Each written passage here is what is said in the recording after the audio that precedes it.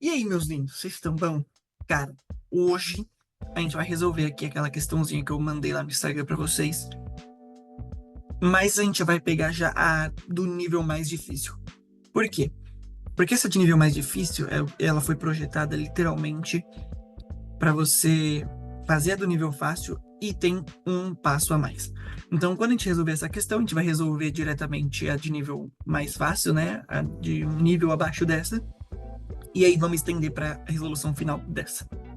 Então vamos ler aqui, vamos entender o que está acontecendo, o que esse cara quer. Uma partícula eletricamente carregada de massa m e carga Qzinho, deixa eu até salvar essas coisas aqui, ó. Uma partícula eletricamente carregada de massa m, aqui, massa m e carga Qzinho, certo? É lançada com velocidade v em um ponto próximo à entrada de um tubo cilíndrico de raio R, no qual há um campo magnético uniforme B constante. Isso aqui é importante, cara. Ser constante vai facilitar a nossa vida. Orientado ao longo do eixo Y, no sentido positivo do eixo. A partícula entra no campo magnético com um ângulo θ entre o vetor velocidade V e o campo B. A gente já vai desenhar isso aqui. Vamos pegar as informações primeiro. Beleza. Quais são os comandos? Então, determine a forma da trajetória da partícula no interior do tubo.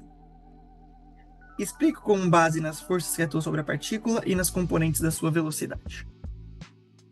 Então, essa aqui é a primeira coisa. Vamos começar, depois a gente vai voltando, né?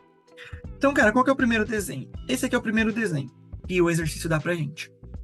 Ele está mostrando pra gente, então, que o campo magnético B, ele faz um ângulo θ com a velocidade dessa partícula. Então, essa partícula tem essa velocidade V aqui, e o ângulo θ faz aqui composição com essa componente Y do campo magnético. Então, o campo magnético está apontado para cima e a nossa velocidade faz um ângulo θ com o eixo Y. Então, a primeira coisa que ele fala para a gente é determinar a forma dessa trajetória aqui, como esse cara vai andar, qual vai ser o desenho dessa trajetória desse cara. Então, cara, vamos pegar aqui uma coisa interessante. Primeiro, deixa eu copiar esse desenho aqui, né? Pegar esse desenho aqui, copiar ele, trazer ele para cá, para a gente analisar. Então, vamos analisar esse desenho aqui. Cara, essa nossa velocidade V está fazendo aqui, com o nosso campo B, um ângulo θ. Então, vamos, em vez de a gente olhar essa velocidade V, que ela, né, é meio complicada de a gente analisar ela literalmente, por conta dela estar com esse ângulo θ de abertura, vamos pegar então as componentes dessa velocidade. Então eu vou pegar aqui, ó, vou traçar aqui no eixo X uma componente X, essa velocidade, mais ou menos aqui, certo? E no eixo Y eu vou traçar também a componente dessa velocidade, peraí. Então o que a gente está fazendo aqui, cara, princípio de Galileu. Estamos decompondo essa velocidade nas suas componentes, né? A sua projeção no eixo X e no eixo Y. Então, cara, essa aqui é o nosso Vx, certo? No eixo X. E essa aqui é a componente da nossa velocidade em Vy, certo? Inclusive, agora a gente nem precisa mais dessa velocidade aqui, porque a gente já fez o desenho das projeções. Deixa eu só deixar ela rapidinho, pra gente ver uma coisa aqui, né? Então, cara, quem que é esse Vx? Essa componente X da velocidade. É o V, certo? Vezes quem? Vezes o seno de θ, certo? Mas vocês verem aqui, ó, pum, seno não tem o θ colado com o x. Então, se você pegar aqui esse vetorzinho x, esse vetorzinho vx aqui, né? Não consigo pegar só ele. Aqui, ó, e você trazer ele aqui para cima, inclusive você percebe que a gente não fez nem tamanho certo aqui. Quem que é o Vx? Vx vai ser cateto oposto, certo? Sobre hipotenusa. Quem que é o cateto oposto? Vx, então, vai ser seno de θ vezes a hipotenusa, que é V. Então, Vx, certo? Vai ser V seno θ. tacar aqui de volta. Tá bom, pode ser. E aí, claro, né? De outra maneira, quem que vai ser o VY? O nosso VY, então, vai ser V cosseno de θ. Beleza? Entendeu o que está acontecendo? Então, a gente decompôs essa velocidade V aqui, ó. Vou até apagar ela agora, que ela não serve mais. A gente decompôs a velocidade V nas suas componentes, Vy e Vx. Vx é V seno θ e Vy é V cosseno θ. Então, cara, vamos olhar primeiro para a nossa componente Vx. Então, a gente tem aqui o nosso campo, certo? Deixa eu desenhar aqui o vetor indução magnética do campo, que é esse aqui. Abriu até o Google sem querer. Aqui. E temos a nossa velocidade Vx. Certo? E aí o que acontece, né, cara? Quando a gente olha só para o Vx, deixa eu até colocar aqui, dar um nome para ele, né? Vx. Você percebe, cara, que o quê? Que numa situação ideal, o Vx, ele é perpendicular ao nosso campo magnético B, certo? Perpendicular. Então, vamos analisar aqui, ó. Deixar menorzinho. Aí tá. Então, o que acontece, cara, quando uma partícula com uma velocidade Vx apontada para a direita, nesse caso, entra em um campo magnético que a sua componente é perpendicular? Então, quando isso acontece, cara, vamos até desenhar aqui, ó. Então, você tem aqui uma partícula, tem uma velocidade V para cá, certo? E ela entra numa região em que o campo magnético P puxa ela para cima, certo? Então, aqui é B e aqui é o nosso Vx. Cara, essa partícula, o que aconteceria com ela, né? Qual seria a trajetória dela? Ela teria uma tendência a andar nessa direção, porque a velocidade Vx dela aponta para esse sentido.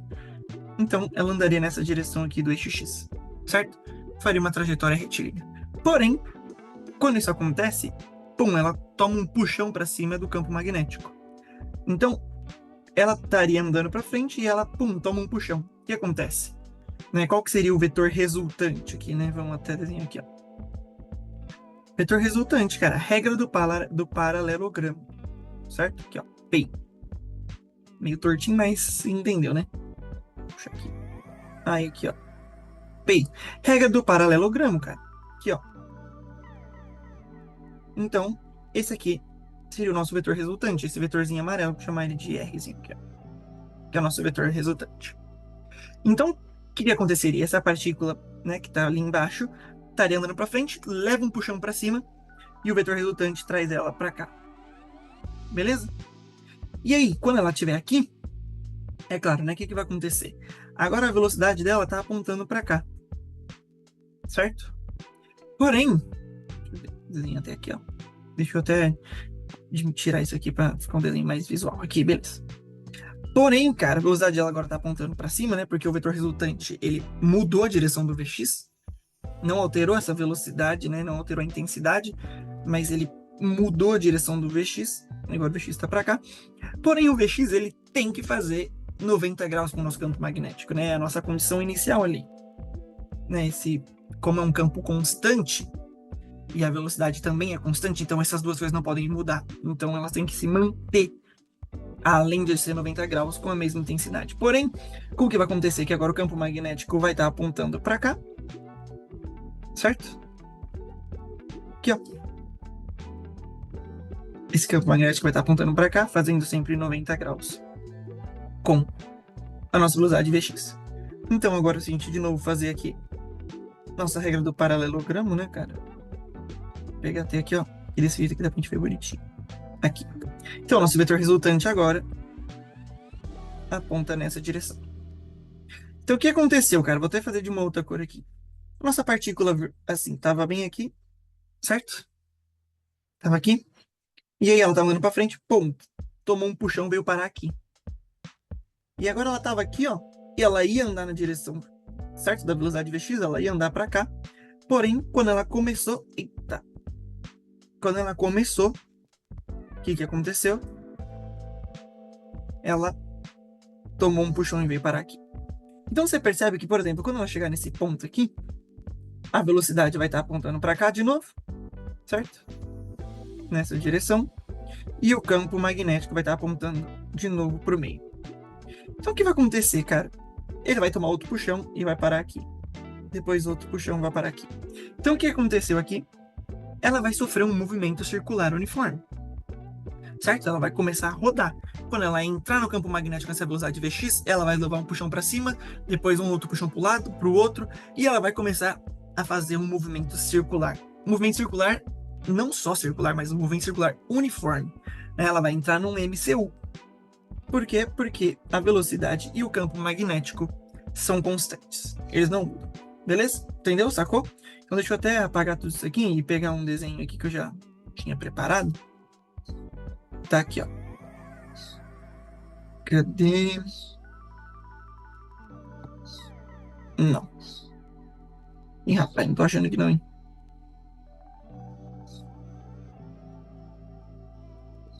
Não tô achando aqui. Acho que eu sumiu, hein? Bom, enfim, vamos deixar esse desenho aqui mesmo. Então, ela vai entrar nesse MCU. Certo? Movimento circular uniforme. Beleza. Então, olhando na direção X, com o campo B, ela vai meter aqui um movimento circular uniforme. Beleza? Então, deixa eu apagar esse negócio verde aqui. E vou pegar isso aqui. E essa vai ser a trajetória da nossa partícula. Aí. Então ela vai meter esse movimento circular uniforme. E aí, cara, o que acontece? Vamos agora analisar no VY. Então, olhando para agora para o VY, deixa eu até colocar aqui, ó. VY. Então, quando a gente olha para o VY, o nosso campo B continua na mesma direção, certo? E a nossa velocidade VY, ela é paralela, certo? Ao nosso campo B. Então, VY vai ser paralelo ao nosso campo magnético B. Fechou? Então, cara, o que vai acontecer? A gente sabe que pela nossa equação da força magnética, V vezes B seno de θ, Q, né? Calma aí, deixa eu puxar isso aqui, eu esqueci do Q. Q vezes B seno θ. Essa é a equação da nossa força magnética. Fechou? Então, o que acontece aqui? Vamos olhar para esse seno de θ. Quando o seno de θ ele é 90 graus aqui nesse caso, né? Se a gente imaginar aqui aqui seriam 90 graus. Então, nossa velocidade está no seno de θ igual a 90 graus. Então, o ângulo entre V e B, né? Entre V e B é 90 graus. Os dois estão para cima, estão em pé. Então, quando isso acontece, cara, vamos lá. O ângulo, ou melhor, né? O ângulo entre eles é zero, né? Os dois estão a 90 graus, né? Do eixo X. Então, aqui seria o eixo X. Deixa eu arrumar aqui. Opa. Aqui seria o eixo X. Então, os dois estão aqui, se você olhar, a 90 graus do eixo X. Então, eles estão paralelos. Ou seja, o ângulo entre V e B, nesse caso, é zero. Então, quando se olha para o seno de zero, o que vai dar? QVB vezes seno de zero. Qual que é o seno de zero, cara? É zero. Certo? O seno de zero é zero. O seno de zero é um valor que não assume um número, certo? Porque o seno de π sobre 2, né, que seria o seno de 90 é 1, mas o seno de zero é zero. Não tem projeção do seno no eixo X. Então é zero. Então isso aqui vai zerar toda essa equação, o que vai dizer pra gente, então, que entre V e B, quando o seno desse ângulo dá zero, isso significa que não tem força magnética. Se não tem força magnética, cara, então o V vai manter uma trajetória retilínea uniforme. Então vamos desenhar aqui, ó. Então o VY no sentido Y mantém esse MRU, porque você não vai ter nenhuma força acelerando ou freando, né? Nesse caso aqui, o que acontece? Quando a partícula aqui, ela estava indo na direção X, ela tomou um puxão certo? Do campo magnético, e desenvolveu esse vetor que a gente está chamando de R, que é o vetor resultante. Então, cara, se você perceber, o campo magnético, toda hora, ele está apontando para dentro dessa trajetória circular. Então, o campo magnético, a todo momento, cara, ele aponta para dentro da trajetória circular. Então, o que está acontecendo? Essa força magnética, né, que essa partícula vai sentir, está apontando para dentro. Então, no caso desse MCU aqui, deixa eu até diminuir um pouquinho isso aqui, né? Diminuir um pouquinho, trazer para cá. E esse aqui também. Aí, beleza. Então, cara, nesse MCU, essa força magnética que puxa essa partícula para dentro aqui na nossa trajetória, né? Então, essa partícula sendo puxada para dentro por uma força, é a força magnética, claro, né? Porque quando uma carga com velocidade entra num campo magnético, ela sofre uma força magnética. E nesse caso, quando a gente olha aqui, ó, QVB seno θ, essa força magnética, esse θ aqui é 90, né? Então, o ângulo entre, que a gente viu aqui, né? O ângulo entre o VX e o B é 90. Então, você vai ter seno de 90, que é 1. Você vai ter, certo? Seno de 90, que é 1. Você vai ter Q vezes V vezes B. Essa é a intensidade da força magnética. Porém, a força magnética, cara, ela tá puxando essa partícula para dentro. Então, quando a partícula tá tentando seguir uma linha reta, né? O movimento uniforme, ela dá um puxão para dentro essa partícula e muda o sentido da velocidade sem alterar a intensidade. Então, o que está acontecendo aqui nesse momento? A nossa força magnética, cara, ela está tendo, então, um papel de força centrípeta. A nossa força magnética está tendo um papel de força centrípeta. Beleza? Então, eu vou até guardar essa informação aqui, essa informação vai ser importante. Então, a força magnética faz o papel de força centrípeta.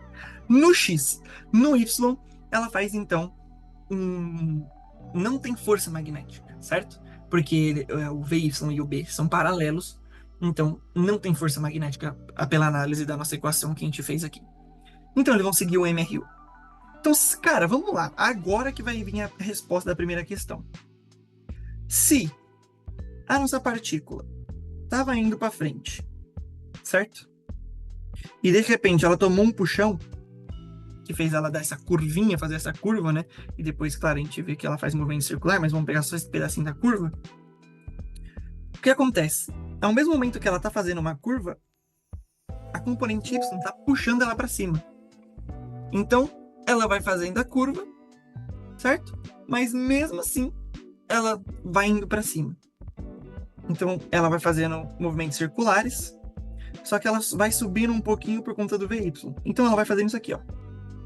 Certo? Ela deveria fazer um círculo aqui, que nem eu estou marcando agora. Porém, quando ela tá para completar esse círculo, ela vai um pouquinho para cima por conta do VY. Então, ela tá quase completando o círculo e ela vai para cima no VY. Então, ela começa a fazer esse movimento de hélice, certo? O movimento helicoidal, que a gente chama. Então, deixa eu até apagar isso aqui, que eu já até preparei um desenho aqui bonitinho. Aqui, ó. Então, quando a gente pega a nossa componente... Calma aí, que ficou muito grande esse trem aqui. Beleza. E aqui, o amarelinho aqui, é o nosso campo magnético B. Então, ó, essa partícula aqui, ó, que aponta nessa velocidade, essa que tem essa velocidade nessa direção, certo? E esse aqui é o ângulo θ, não esquece disso. Então, ela estava indo para frente, só que ela toma um puxão e vai subindo. Só que, lembra, né? No sentido VX, ela está fazendo um movimento circular. Então, o que vai acontecer vai ser exatamente esse movimento aqui. Beleza? Então, vai ser esse movimento de hélice. Quando ela está quase completando uma circunferência, né? Que seria bem aqui, ó. Tá quase completando essa circunferência, ela vai um pouquinho para cima.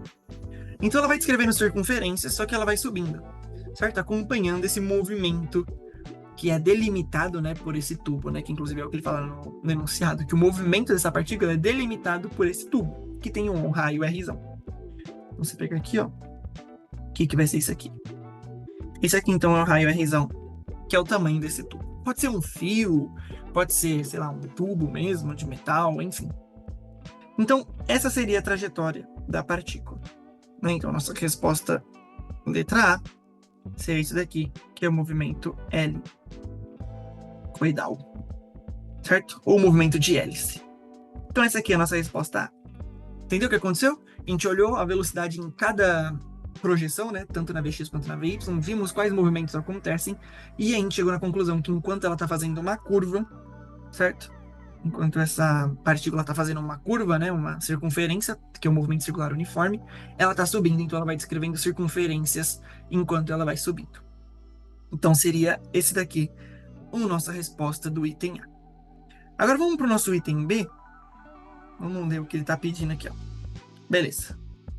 Sabendo que o campo magnético está contido dentro do tubo, calcule a relação aqui. Tá.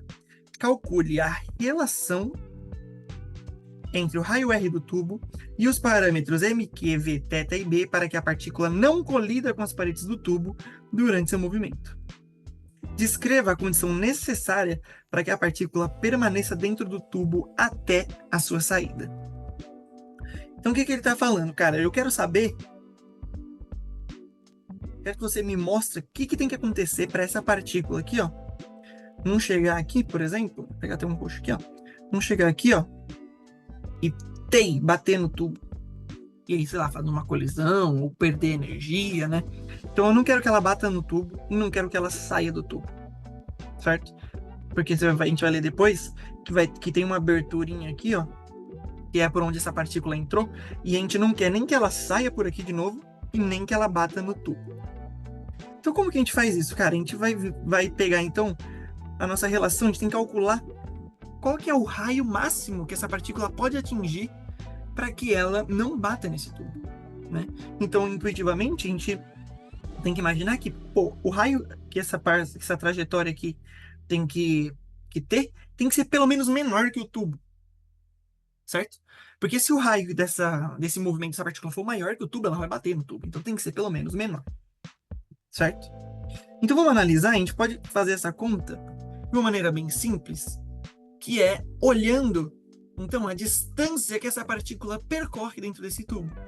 Porque com isso, sabendo, né, calculando essa questão dessa distância e tudo mais, e depois vai ser o item C que ele vai pedir, né? Ele quer saber qual que, por exemplo, no item C, qual que vai ser o tamanho total dessa trajetória dela, né? Então, para isso, a gente tem que desenvolver, por exemplo, qual vai ser o raio que essa partícula percorre.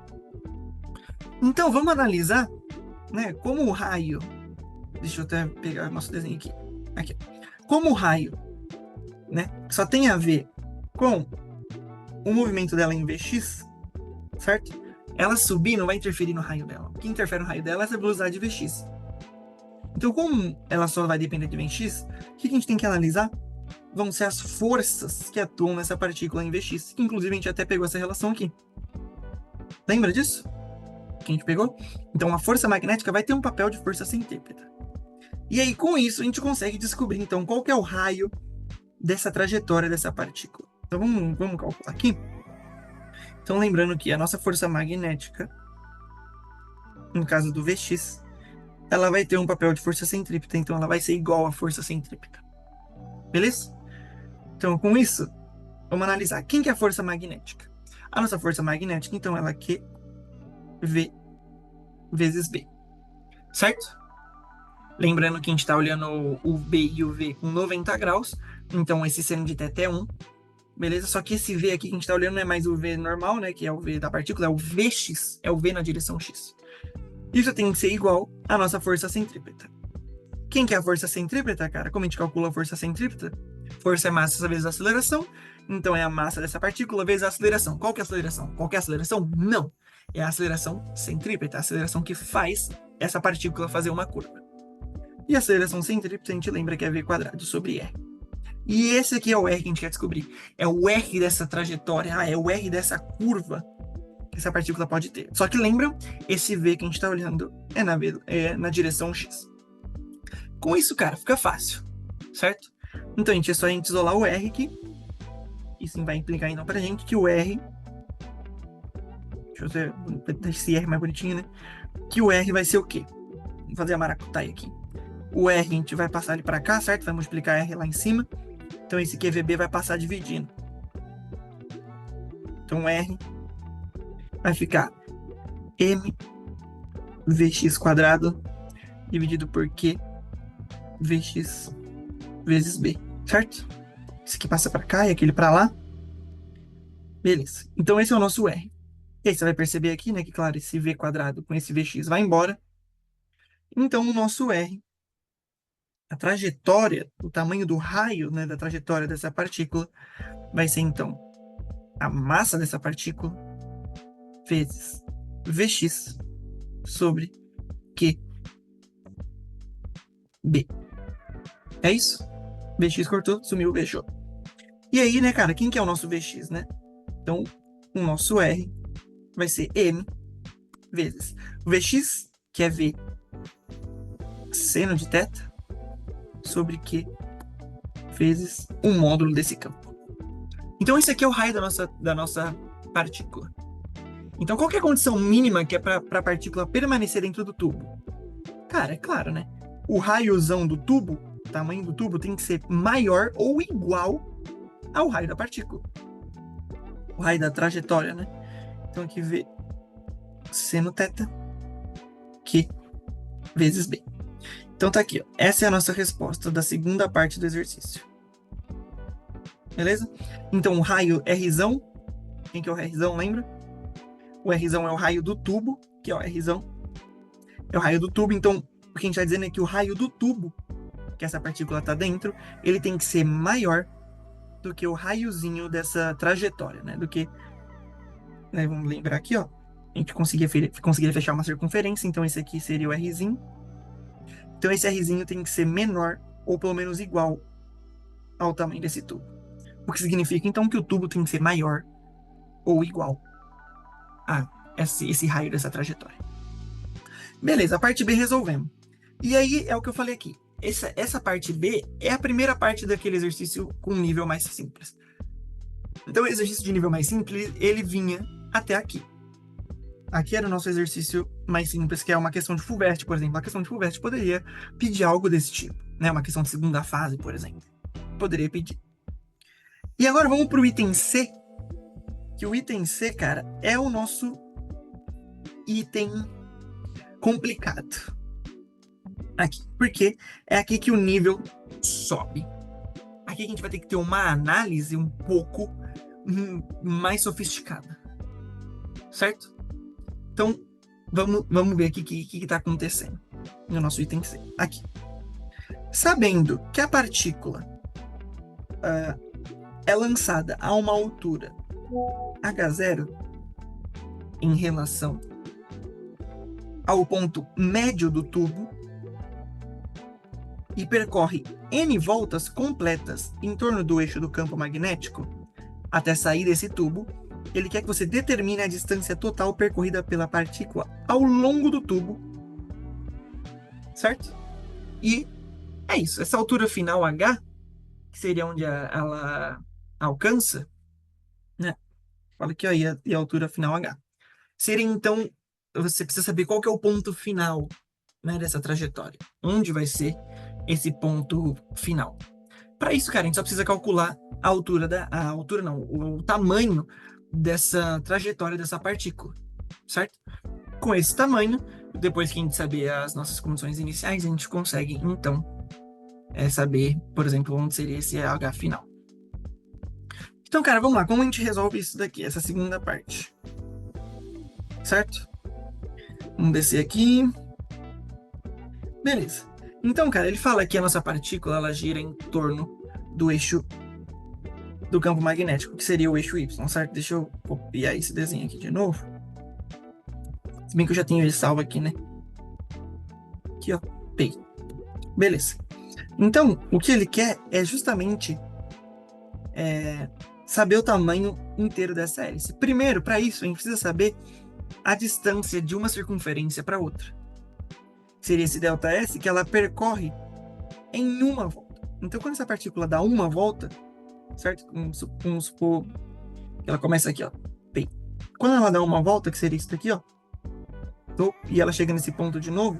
Deixa eu só diminuir aqui. Então, aqui, ela tá aqui. Deixa eu até fazer de uma outra cor. Ela tá aqui. Então, quando ela der uma volta, vai ser quando, cara? Vai ser aqui, por exemplo. Então, para a gente saber calcular esse espaço, né, que eu chamei de ΔS, a gente precisa calcular, então, a distância entre dois pontos iguais dessa trajetória. Então, nesse caso aqui que eu peguei, foi esse ponto aqui e esse ponto aqui, certo? A gente precisa saber, então, calcular isso daqui. Como que a gente calcula, cara? A gente vai chamar isso de ΔS, então, certo? Que vai ser o nosso deslocamento. Então, para isso, a gente tem que analisar a nossa velocidade aonde? Na direção Y, certo? Porque ela está subindo nessa direção Y. Então, lembra, na direção X ela só faz movimento circular e na direção Y ela está subindo. Então, para isso, a gente tem que calcular essa velocidade na direção Y. Para isso, a gente precisa saber algumas coisas. Por exemplo, a gente sabe, então, que Vy é igual a ΔS sobre ΔT. Então, para a gente achar o nosso ΔS, né? O que a gente vai fazer aqui? É um D igual a VT. Então, ΔS é igual a VY vezes o ΔT. Então, quais informações que a gente não tem, que a gente precisa calcular? O VY e o ΔT. Sabendo, determinando essas duas condições, a gente consegue, então, calcular o nosso espaço percorrido para uma volta, né? Depois disso, a gente vê para outras voltas. Então, lembra que na direção Vx, esse movimento é circular uniforme.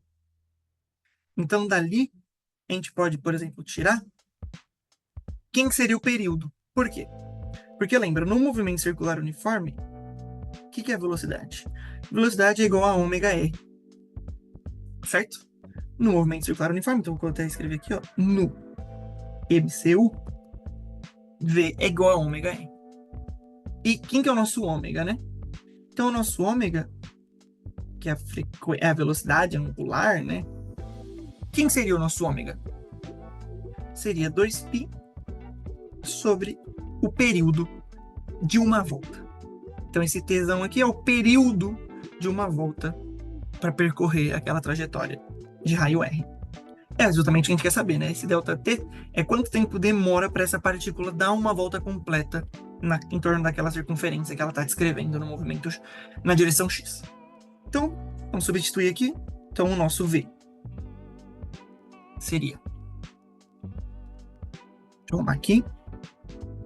Nosso V seria, então, ômega, que seria 2π sobre T vezes R. Porém, o que acontece? A gente já tem esse R aqui, né, cara? Aqui, ó. Aqui, ó. Tá aqui, ó. Nosso Rzinho, então, é isso aqui. Deixa eu até copiar. Então, o nosso Rzinho a gente já calculou ali em cima. A gente pode, então, só adicionar ele aqui. Certo? Deixa eu apagar aqui e adicionar. Então, beleza. Seria isso daqui. Beleza? O nosso Rzinho, então, a gente pode até tirar isso aqui, ó. Não, acho que pode deixar esse V aí. Ou não, melhor tirar, né? Vou tirar esse V aqui primeiro. Então, a gente está analisando como se fosse um movimento unidimensional, que é só no eixo X. Então, nessa situação, o MCU, certo? Deixa eu até colocar aqui, ó, ocorre no eixo X. Então, só no eixo X, essa velocidade aqui é a mesma, né? Com isso, então, a gente consegue o quê? A gente consegue isolar esse Tzão aí. Quem que vai ser esse Tzão? Passa o pessoal para lá, certo? Então, a gente vai ficar aqui com 2π vezes M, certo? Vai ficar lá em cima, vezes o V, dividido por Q vezes B, dividido por aquele V. Esse V aqui, então, passa para cá e esse Tzão passa para lá para cima. E aí você percebe, então, por exemplo, que o período não depende dessa velocidade e que o nosso período, então, deixa eu apagar aqui, vai ser isso daqui. 2πm sobre QB. Beleza? Com isso, a gente já consegue, então, calcular nosso ΔS. Por quê? Porque a gente já tem o VY e agora nós temos o período de uma volta. Então, para isso, vou até pegar aqui, né? Ó, fazer uma linha separando aqui, ó. Beleza. Aí. Então, o nosso ΔS é igual a VY vezes o ΔT, que a gente já descobriu que agora é o Tzão, que é o período para dar uma volta completa. Então, o nosso ΔS vai ser VY. Quem que é o nosso VY? É V cosseno θ vezes o nosso T, que a gente acabou de calcular, que está ali, 2π vezes M sobre QB. Então tá aí. Esse é o nosso ΔS para uma volta. Beleza? Então, em uma volta, essa vai ser a distância percorrida por essa partícula. Esse ΔS aqui, inclusive, a gente chama ele de P, que é o passo de hélice, né? O que é o passo de hélice? Então, é a distância entre dois pontos iguais dentro de um movimento helicoidal. Então, você pega esse ponto aqui, ó, que é o nosso ΔS, entre duas voltas, né, diferentes, né, dentro dessa hélice. Essa distância aí, então, entre esses pontos, a gente chama de P, que é o nosso passo de hélice. Então, aí fica fácil, né? Porque se para uma volta a gente vai ter esse valor aqui, então para n voltas que ele quer saber, a gente só multiplica por n, em que n é o número de voltas. Então essa aqui é a resposta do nosso item B. Deixa eu até... Esse aqui foi B. Ah, aqui, B. Então esse aqui é o nosso item B, que vai até lá embaixo. Certo? Não, aquele ali é o B e aqui é o C, né? C. Aí, pronto. Então tá aí, esse é o nosso item C. E agora, cara, é aí que tá a terceira parte e última parte. Então ele quer saber qual que é o comprimento dessa hélice. Certo? Como a gente calcula o comprimento dessa hélice? Deixa de novo eu pegar aqui um desenho, certo? Nosso desenho aqui, do nosso movimento, que é mais fácil, né? Do que eu desenhar tudo de novo. Tá aqui, ó, deixa eu diminuir um pouquinho. Aí, beleza. Vamos lá. Então, cara, o que acontece, né? Esse aqui a gente já calculou, beleza. O que acontece? Quando você pega esse ponto aqui, né, que a gente chamou de P, deixa eu desenhar ele aqui de novo, porque não vou precisar dele. Aqui, ó. Esse aqui que é o nosso P. Quando você pega, por exemplo, uma circunferência completa, certo? Deixa eu desenhar aqui uma circunferência completa. Ixi, calma aí que não ficou do jeito que eu queria. Vou desenhar aqui. Aí, ó, beleza. A gente fez, então, um movimento completo, né? Esse MCU no eixo X, que seria esse daqui.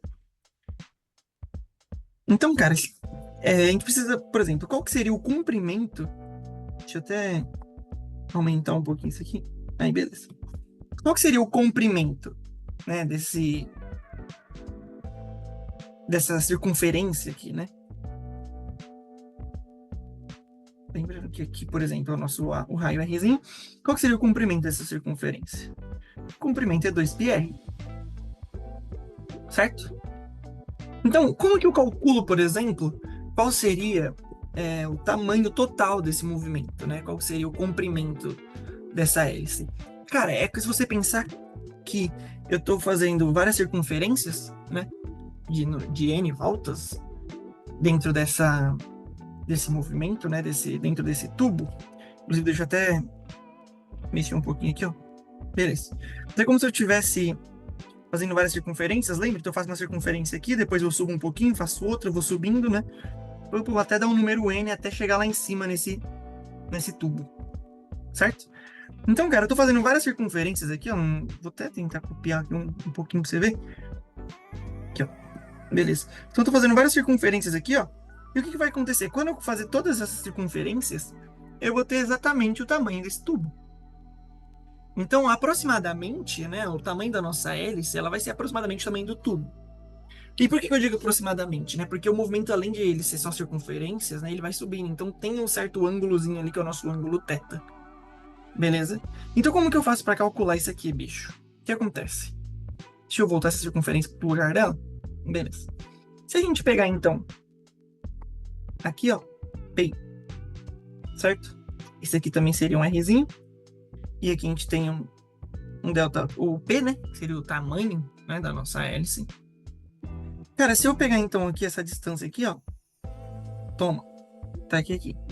Quem seria essa distância? Seria o tamanho da nossa hélice nessa primeira curva. Então, em uma curva seria o tamanho da nossa hélice, né? Porque lembra, esse P, que é o nosso passo de hélice, ó, é a distância percorrida. Então, é entre um ponto e o outro, certo? Então, esse triângulozinho aqui, né? Deixa eu até tirar esse... Eita, tirei demais.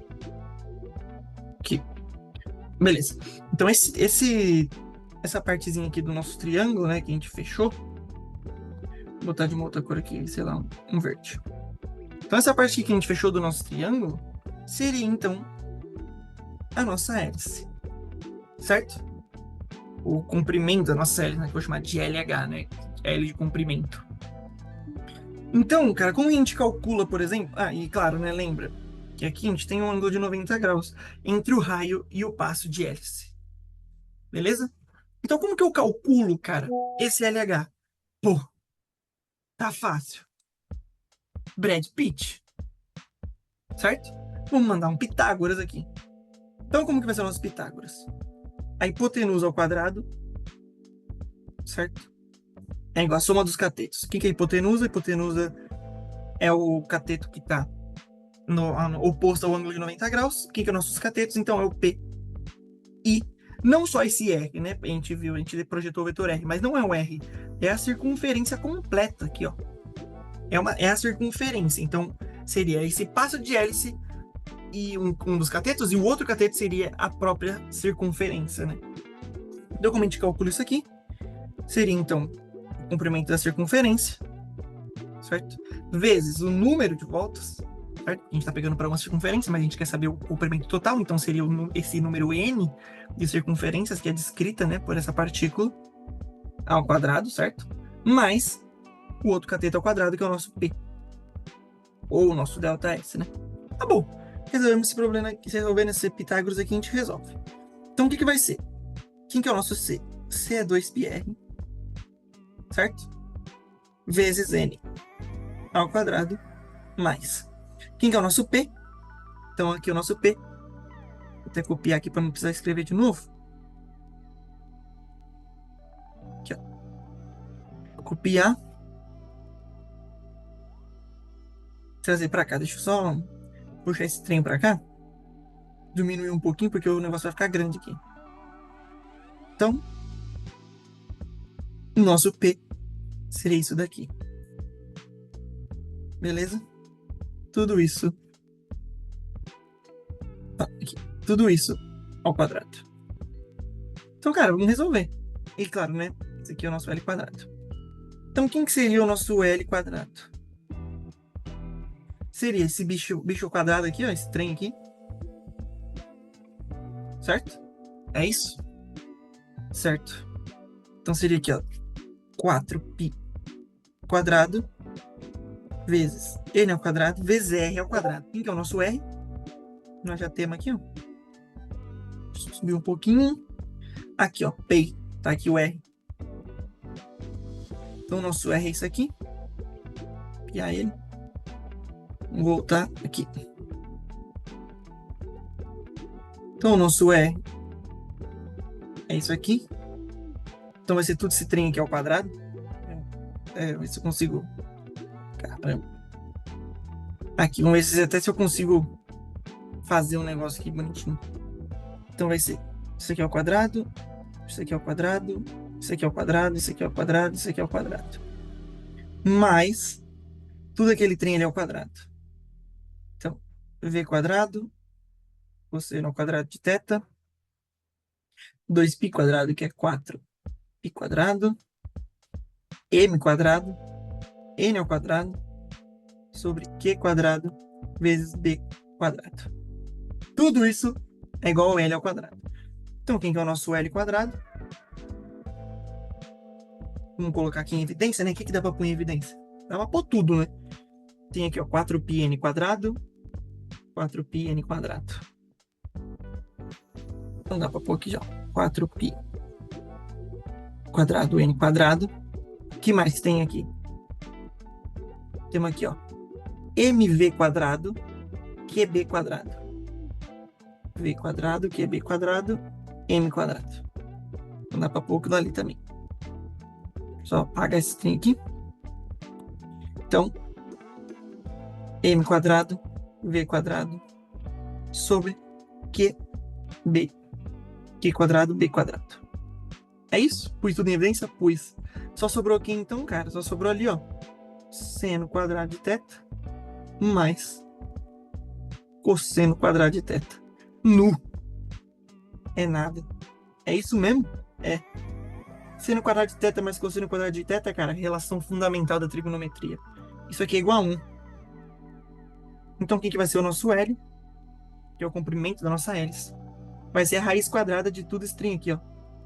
Então, L vai ser a raiz quadrada disso aqui. Quanto que é a raiz quadrada daquilo ali? 2π vezes n vezes m vezes v. Meu Deus. Rapaz, o negócio aqui é grande, hein? Essa resposta aqui é grande. Dividido por Q vezes B. Então, esse aqui é o tamanho da nossa hélice. Beleza? Então, o tamanho total da nossa hélice, que seria todo esse movimento aqui, seria isso daí. E aí, cara, ele fala que aqui no meio, né, você tem um ponto M. Eu vou fazer de vermelho, vai. Que é o ponto médio do tubo. Então, é uma relação de H0, né? Então, vamos supor que ela entra aqui bem no comecinho, aqui seria o nosso H0. Certo? É onde ela entra, aqui no H0. Ele quer saber qual que seria o HF. Quem que é o nosso H? Quem que é? De H0 até HF, né? Quem que é? Pô, se o H0 for 0, então quem que vai ser esse deslocamento? Ué, vai ser a posição final menos a posição inicial. Com isso a gente consegue definir nosso H0, nosso HF. Certo? Então, quem que é a nossa posição final, né? Vou até colocar aqui, ó, Dzão, que é essa distância entre HF menos H0. Quem que é o Dzão, então? Que é o que ele quer saber, né? O Dzão... Não, calma aí. O que ele quer saber é HF e H0. Então, HF e H0, fi, é igual a Dzão mais H0. Certo? Esse é o nosso HF. Eu passei isso aqui lá pro outro lado. Quem que é o nosso Dzão? É o tamanho da hélice, pô. Que é aquilo ali. Dzão, então, que é a nossa distância percorrida total dentro desse tubo, é isso aqui. Mais H0. Se o H0 for ali exatamente o ponto onde essa partícula entra, que seja lá no nível 0, né? Que seria aqui, ó. Tem lá na altura 0 do tubo. Então, mais 0. Então, nosso HF é isso aqui, ó. HF, então, é exatamente... Essa altura final é exatamente o tamanho dessa trajetória percorrida, né? O tamanho que ela percorre dentro desse tubo. Fechou? Isso aí, pô. Questãozinha bonitinha. Tinha que saber força magnética, tinha que saber composição de velocidade, movimento circular uniforme, movimento retilíneo, Brad Pitt, né? Vou meter um Pitágoras aqui. Questãozinha bonitinha, pô. Dá um trabalhinho aqui, mas é uma questão bonita. Beleza? E aí, diz aí, o que você achou? Conseguiu, não conseguiu? E aí, o que você acha que você vai ter que estudar agora para entender, hein? O resto? Falta muito aí? É nóis, tamo junto. Espero que vocês tenham gostado.